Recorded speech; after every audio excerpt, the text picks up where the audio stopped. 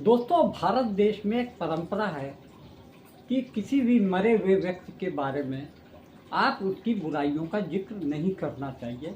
ये एक सदा से परंपरा चली आ रही है, लेकिन हम पत्रकार लोगों का भी पूरा एक दायित्व बनता है कि हर व्यक्ति के गुण और अवगुणों को जनता के सामने रखें। आपने अभी हाल में एक खबर सुनी होगी कि एक हवाई हादसे में महाराष्ट्र के उप मुख्यमंत्री अजीत पवार की दर्दनाक मौत हो गई। जिस तरीके का आज हम बात करेंगे महाराष्ट्र के पूर्व उप मुख्यमंत्री अजीत पवार के बारे में, उनकी सक्रिय राजनीति के बारे में बात करेंगे, उनके उतार चढ़ाव, राजनीतिक उतार चढ़ाव के बारे में बात करने जा रहे हैं।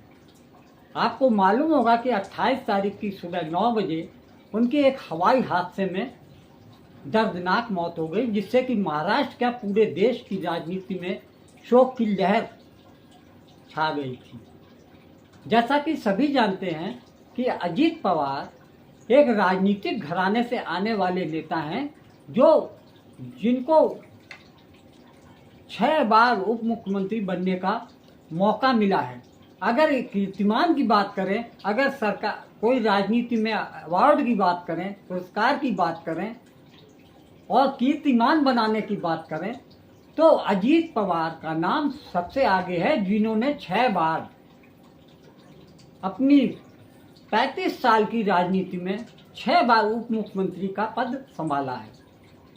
अब जबकि उनकी हादसे में मौत हो गई है, तो उनकी पत्नी को उप मुख्यमंत्री महायुति सरकार में बनाया गया है।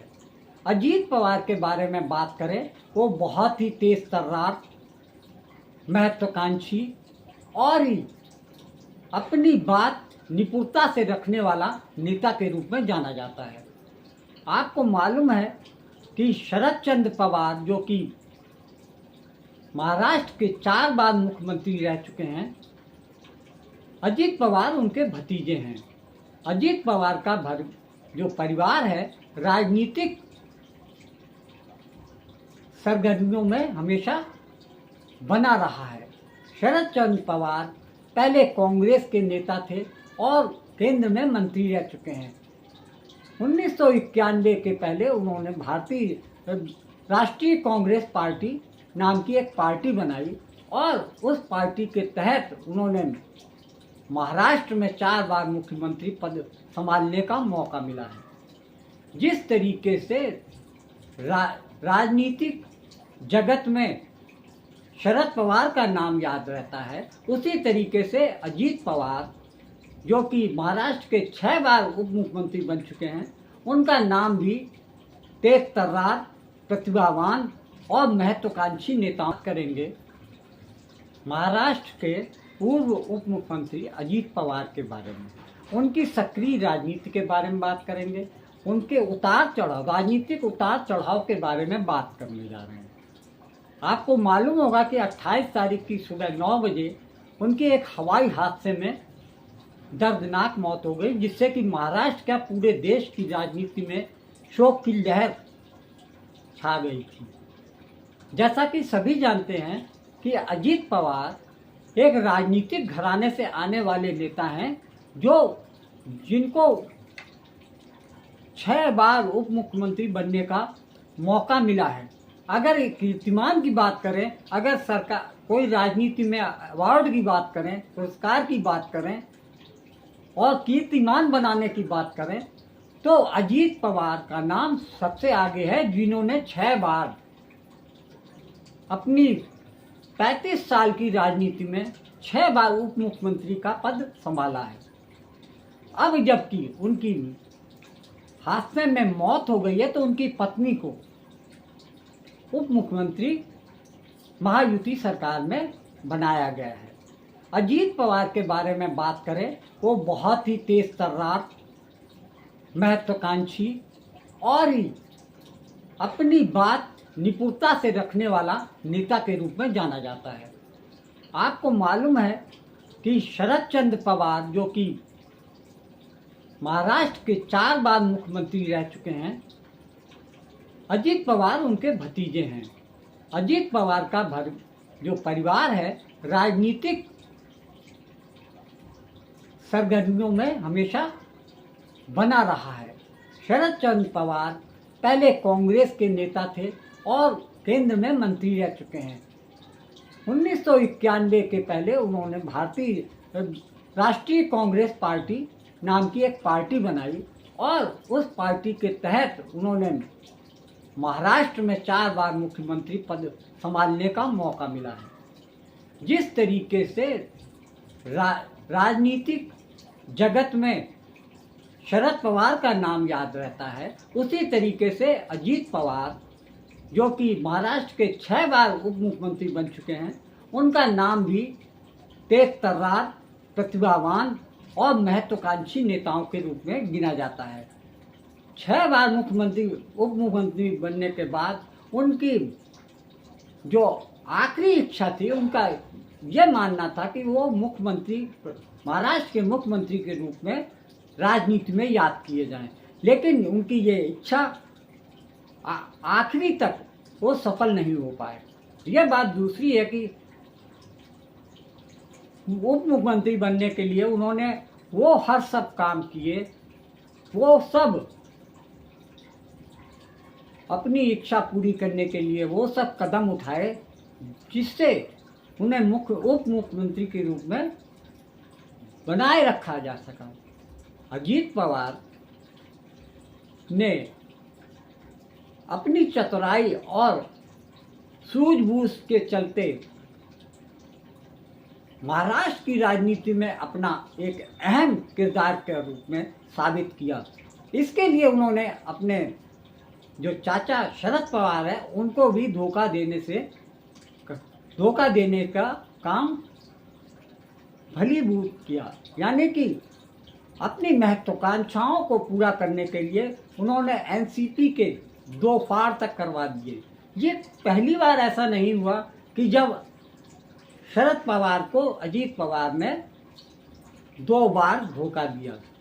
हो सकता है उसके पीछे उनका कारण हो सकता है कि वो जो सक्रिय राजनीति में उतरे हैं तो उसके लिए वो राजनीतिक पैतरेबाजी करने के लिए स्वतंत्र हैं, क्योंकि एनसीपी में शरद पवार की एनसीपी में अगर वो रहते तो हमेशा उनको डिप्टी ही पद मिलता, क्योंकि शरद पवार ने राजनीतिक जीवन में अजीत पवार का इस्तेमाल किया और जब समय अजीत पवार इतने महत्वाकांक्षी हो गए कि उन्हें लगा कि शरद पवार के रहते वो प्रदेश के मुख्यमंत्री नहीं रह सकते थे। इसका कारण भी है कि अब पिछले 4-5 साल से देखा जा रहा था कि शरद पवार ने अपनी लड़की सुप्रिया सुले को राजनीति में मजबूत करने के काम शुरू कर दिए थे। यानी यहाँ पर भी डिप्टी सीएम पद ही उनके पास रहता और डिप्टी सीएम बनते बनते अजीत पवार पूरी तरीके से अब ऊब चुके थे।